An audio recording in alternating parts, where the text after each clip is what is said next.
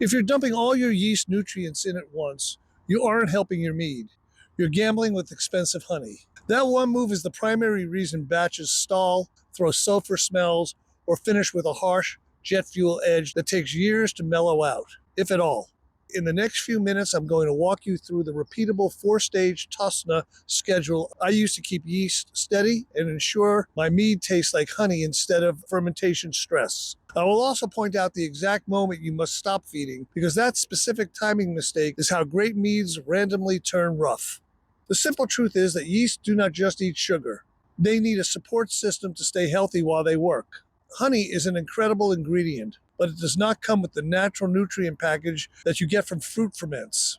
If you do not manage this nutrition, your yeast can run out of fuel mid-job. That's when they struggle, slow down, and start producing rotten egg smells and stress vibes that can lead to a stuck batch. Many people try to prevent this by throwing everything in up front, but yeasts are not sponges. They have a specific window where nutrients actually help, and outside of that window, you're either wasting your money or creating unnecessary stress. This is why we use TOSNA, or Tailored Organic Staggered Nutrient Addition. You calculate the total Fermaid O your batch needs, split it into 4 equal doses, and then add them at key points when the yeasts are working hardest. You aren't guessing or staring at an airlock. You are providing steady, controlled support so the yeast never swing between starving and overfed. Before you start the schedule, set your batch up for success. If you rehydrate your yeast, do it correctly by targeting roughly 104 degrees Fahrenheit as the go-firm mixture cools before adding the yeast. If you pitch dry, that's fine too. Just stay consistent, because nutrient timing is the biggest lever you can pull for stability. Once you've measured your total Fermaid O and divided it into 4 equal doses, the schedule is straightforward. A TOSNA calculator is helpful here because it scales the amount to your batch size, yeast choice, and starting gravity. You add the first dose 24 hours after you pitch your yeast. The second dose goes in about 48 hours. The third dose follows at 72 hours. Your fourth and final dose is added at the 1/3 sugar break or on day 7, whichever comes first. This structure gives the yeast momentum during the critical early stretch, which prevents off smells and keeps the finish clean. The 1/3 sugar break is where many people start guessing, which is how great mead becomes merely okay. This milestone simply means the yeast have consumed 1/3 of the fermentable sugar. You only need to know the original gravity and your current gravity to find it. If you're fermenting dry, treat 1.000 or 1.0 as your finish line. For example, if your original gravity is 1.120, that represents 120 points. 1/3 of the 120 is 40 points. Subtract those 40 points from your 1/3 starting gravity, and your 1/3 break lands at 1080. When your hydrometer hits that mark, it's time for the final dose, unless day 7 arrives first. If you're finishing sweet, just base the math on your planned finish gravity instead of 1.000. There's a specific way to handle these additions to avoid creating chaos.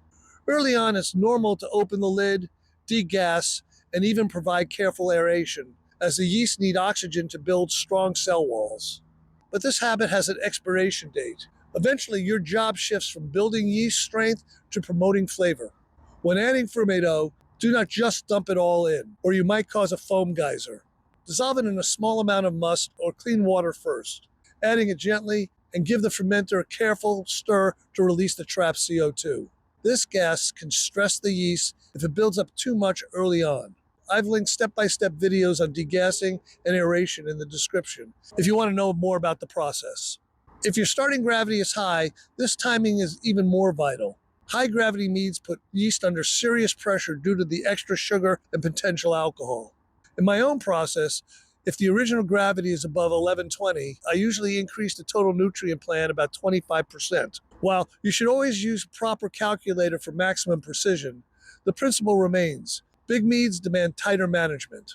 This method prevents the mid-ferment nutrient crash, lowers the risk of sulfur notes, and allows the honey and fruit to shine instead of being buried under rough fermentation characters. It also provides the consistency needed to repeat your best results every time. Now for the payoff. The one timing mistake that ruins good mead even with a perfect recipe. It is acting like nutrients and oxygen are always helpful. They aren't. TOSNA feeding is designed for the early window of active growth. Once you hit that final planned addition, and especially once you pass the 1/3 sugar break, you must stop boosting the ferment. Stop opening the lid as a daily ritual. Stop splashing, whipping, or chasing action. From this point on, your job is to protect what you just built. Aggressive aeration this late can dull the aroma and create a less clean profile, while late feeding is often wasted or encourages messy fermentation behavior. The most important time to feed your yeast is not a single hour on the clock. It's the early stretch where they are doing the heavy lifting. That is why the 24, 48, and 72-hour doses exist, and why the 1/3 sugar break is your cutoff. On your next batch, keep it simple. Calculate your Fermaid O. Split it into 4. Hit your milestones, and use your hydrometer to stay accurate. Once the final dose is in, shift from hands-on to hands-off and let the yeast finish clean. If this helped, hit the like button so other mead makers can see it, and subscribe for more practical mead making guidance. Happy mead making!